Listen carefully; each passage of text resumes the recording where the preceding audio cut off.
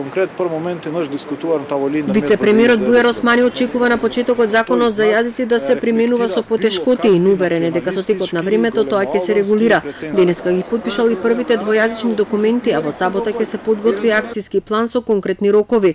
Институциите ќе треба да се подготват логистички, а до донаторската заедница упатено е писмо за давање помош околу искуството на земите кои се двојазични или тројазични. Тоа што сакам да ја упатам порака на граѓаните македонци, дека апсолутно не треба да се чувствуваат загрозени од носењето на овој закон. Прво, нема да има ниту еден документ во службена употреба кој што во него нема да го има македонскиот јазик.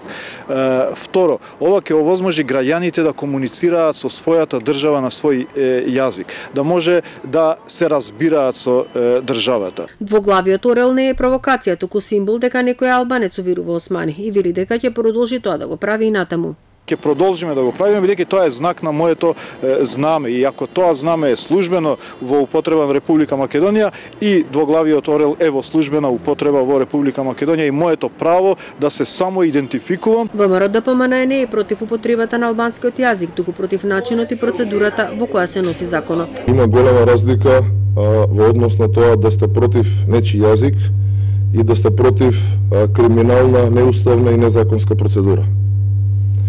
Токму ние, токму ВМРО ДПМН инсистираше на тоа заеднички, како што љубат одредени политичари да кажат, во еден процес на кохезија, да се седне и да се ради квалитетно решение и тоа да се донесе заеднички во начин и постапка која што ќе биде прифатлива за сите. За СДСМ законот не е противуставен. Законот за јазици е во согласност со Уставот. Исто така важно е дека конечно навистина го реализираме концептот во кој што ние како Социјалдемократски сојуз на Македонија силно веруваме, а тоа е концептот едно општество за сите. Владачките партии се убедени дека за неколку месеци законот за јазиците ќе се имплементира и дека никому нема да пречи ако некој говори на својот мајчин јазик.